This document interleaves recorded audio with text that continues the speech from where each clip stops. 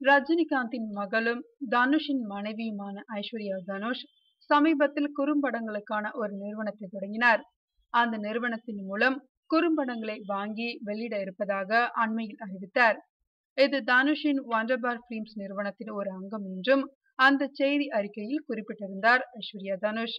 இந்த நிலையில் ஐஸ்வர்யா தனுஷ் வழியில் இப்போது கமல்ஹாசனின் மகள் ஸ்ருதிஹாசனும் குறும்படங்களை மார்க்கெட்டிங் செய்யும் ஒரு நிறுவனத்தை துவங்கியிருக்கிறார்.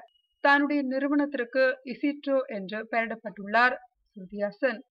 இந்நிறுவனத்தின் மூலம் குறும்படங்கள், மியூசிக் ஆல்பங்கள், அனிமேஷன் படங்கள் ஆகியவற்றை தயாரிக்க திட்டமிட்டிருப்பதாக தெரிவித்துள்ளார் ஸ்ருதிஹாசன். அது மட்டுமல்ல, எதிர்காலத்தில் தன்னுடைய பட நிறுவனத்தின் மூலம் திரைப்படங்களை தயாரிக்கவும் திட்டமிட்டுள்ளாராம். இந்த நிறுவனத்தின் மூலம் திறமை உள்ளவர்களை அடையாளம் கண்டு அவர்களுக்கு வாய்ப்பு கொடுக்க முடிவு செய்துள்ளாராம் ஸ்ருதிஹாசன்.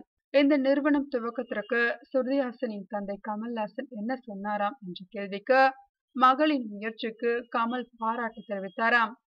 அது மட்டுமல்ல, பட தயாரிப்பு நிறுவனம் துவங்குவது பெரிய விஷயமில்லை, அதன் மூலம் நல்ல படைப்புகளை தயாரிப்பதுதான் மிக முக்கியம் என்றும் ஸ்ருதிஹாசனுக்கு அறிவுரையும் கூறினாராம் கமல்ஹாசன்.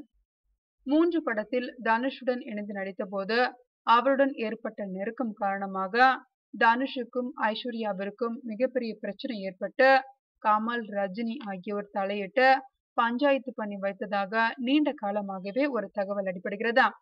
அதன் தொடர்ச்சியாக இன்னொரு தகவலும், அதாவது மும்பை செல்லும் போதெல்லாம் அங்கு தனியாக வசிக்கும் ஸ்ருதிஹாசனின் பிளாட்டில் தான் தனுஷ் தங்குகிறார் என்பதே அந்த தகவல். இந்த நிலையில் ஐஸ்வர்யா ஆரம்பித்துள்ள அதே தொழிலை ஸ்ருதிஹாசனும் தொடங்கியிருப்பது படத்துறையில் பல்வேறு சந்தேகங்களுக்கு வழிவகுத்திருக்கிறதா. ஐஸ்வர்யாவை எரிச்சலடைய வைக்க வேண்டும் என்ற எண்ணத்தில் தன்னிச்சையாக முடிவு செய்து குறும்படங்களை மார்க்கெட்டிங் செய்யும் நிறுவனத்தை ஸ்ருதிஹாசன் தொடங்கினாரா அல்லது தனுஷின் ஆலோசனைப்படி தொடங்கினாரா என்ற கேள்விகளையும் எழுப்பியுள்ளது.